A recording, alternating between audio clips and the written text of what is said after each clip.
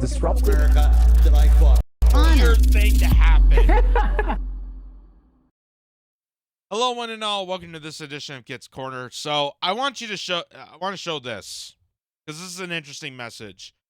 This British lady supports Palestine because she lived in Beirut in the 70s and saw Israel bomb refugee camps in Beirut even then. Listen to her. It didn't start in 2023. So I bring this to attention because this has been the ongoing message in our coverage of Israel-Palestine and the Gaza genocide that still continues on, is that this is far beyond October 7th. That all the times that they have screamed at you about October 7th, and this is defending against Hamas, and we got to stop, the terrorists from taking havoc of Israel, and about the Jewish people and the hostages. This is far beyond anything that they told you about October 7th. This is far beyond. This has been a politicized campaign that's been touted out since the formation of Israel. And this has been going on for decades. Even as far back as the 70s, as this woman is about to say here. And this explains a lot of the situation of why Israel has moved its genocidal warfare, not just to Palestine, but they've also attacked Lebanon. They're going into the Rafah territory. They go after refugee camps, and they're continuing to advance warfare into other territories outside of Gaza. So to say that this is only self-defense because of October 7th is absolutely ludicrous, because this scales further back. This is the history that you've been not told about this genocidal warfare, because they don't want you to be informed about why Israel does what they do. And here's what this British lady is about to explain to you. I've been sympathetic to the Palestinian cause since the 1970s, when I was 16 and lived in Beirut, and the Israelis bombed Beirut, refugee camps in Beirut. And since then, I've never understood why a country can bomb another capital city with total impunity, and Israel has acted with total impunity since 1948. And they are now finding that they no longer control the narrative because of social media. And I really hope that this is a turning point for the Palestinians, that public demands from the electorate are demanding that Gaza is, and Palestinian cause is, an issue for the electorate to consider, for our politicians in the UK, for politicians in the US to consider. And this might see that we do stop arming Israel at the very least, because these bombs are bombing and killing children, women, and young men who have had no part in any kind of atrocity, terrorist atrocity, whether it be October the 7th or any other.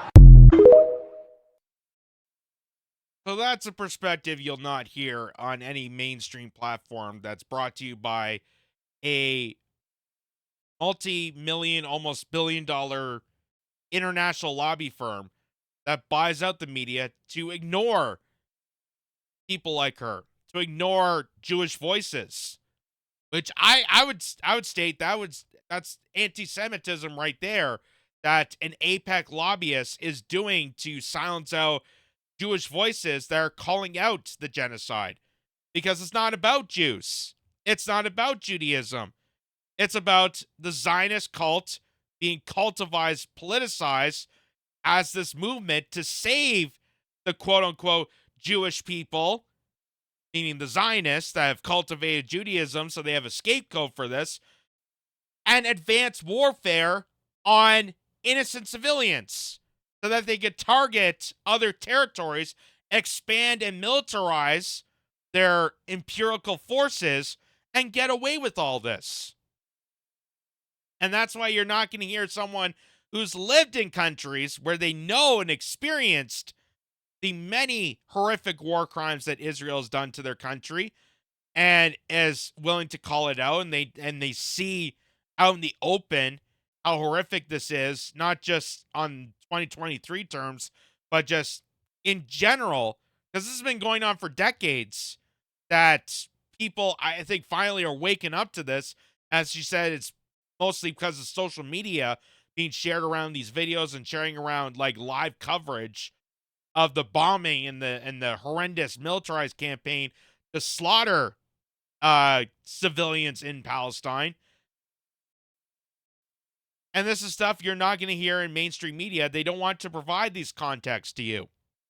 They're not going to tell you about the Nakba, whereas the formation of Israel kicked off and massacred Palestinians to settle the Israeli encampment on their grounds. They don't want to talk about that. They'll never mention that to you. They will never mention the many, many years that Israel's committed war crimes against other territories outside of Palestine. They are never going to tell you about this. They are never going to tell you this because they still want to paint the narrative as Israel being the victim and being the safe haven for the Jewish community. And in order to be a safe haven for the Jewish community, they have to silence out Jewish people, which is kind of defeating the purpose of being a safe haven for Judaism. And they're silencing out Jewish voices for peace.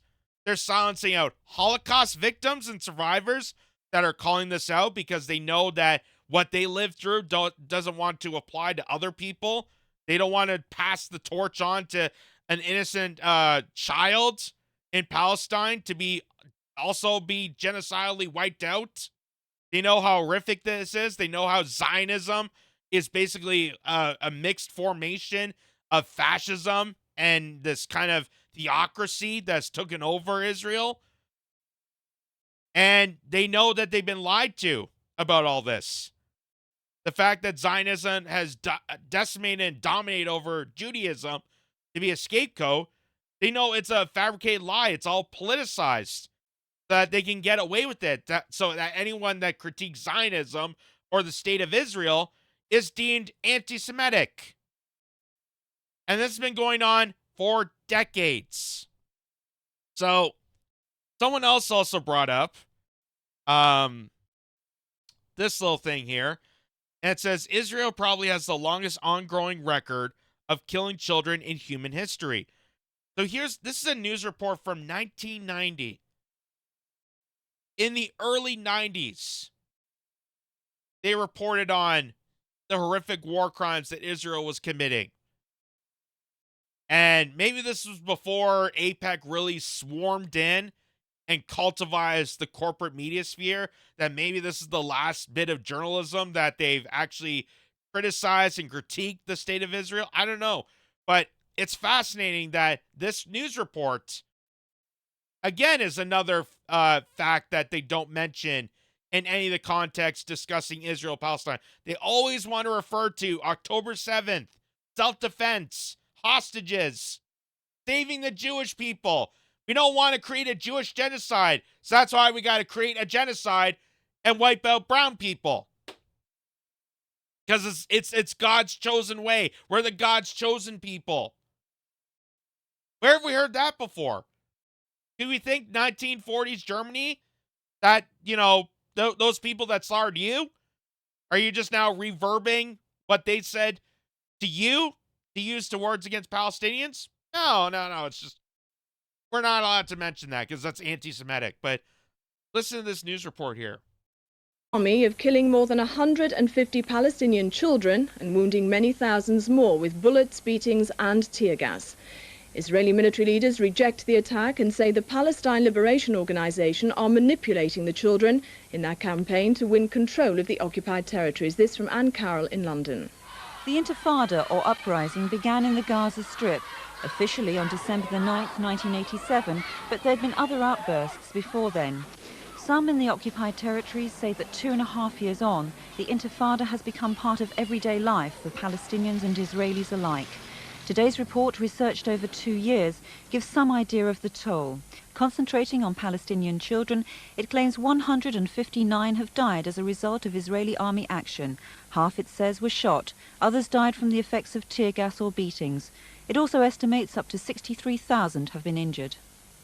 The scope of violence against children is on a higher level than we would have expected, and it has hit children at a very low age. In fact, the average age is as low as 10 years.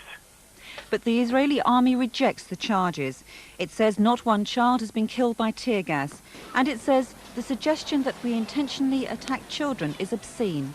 It accuses the Intifada leaders of deliberately putting children in the front line, and one military man said, they send the children out into the streets and urge them on to violence, then they blame us for the casualties. The South African president, Ms. So I wonder what music festival they were defending, what hostages they were trying to save in the 1990s. I didn't hear any of that. It sounded like they were doing it on the behest of the Israeli government to seize control of Palestine, which is then the operation of them. It's the formation of Israel. So it almost seems like every single time we mention this subject, it always comes back down to geopolitics. That really October 7th and the 9/11 of the Jewish people was all just a scheme, a manufactured scheme to advance more warfare towards Gaza and the Palestinian people. Maybe that would be the reason why Hamas exists and why they kept funding Hamas up to 2019, according to records by Benjamin Netanyahu himself, who told members of his cabinet to keep funding this terrorist group because they needed an out. They needed a reason to keep slaughtering Palestinians. They needed some sort of terrorist group to terrorize people so that they could say they're stopping terrorism. It's been a manufactured scheme from the get-go, which is pretty much can be described about any war. The whole purpose of it is business. The whole purpose of it has nothing to do with defending anything. It's all a scheme from the get-go, and we just become the collateral damage that we have to get sacrificed for the upper class, for the political elites, for the globalists to advance their agenda, advance their occupation, take seize and control of the rest of humanity. Whether being, whether being territory, whether being goods, whether being extracted resources, which is the purpose of invading Iraq and Libya and Syria. We want to, take a lot of their resources, but also we wanted to stop their leaders from getting off the US dollar. We want to stop them from creating their own currencies. That's why we took down the Libyan president, Muammar Gaddafi. That's why we stopped having Saddam Hussein as our asset and defeated him.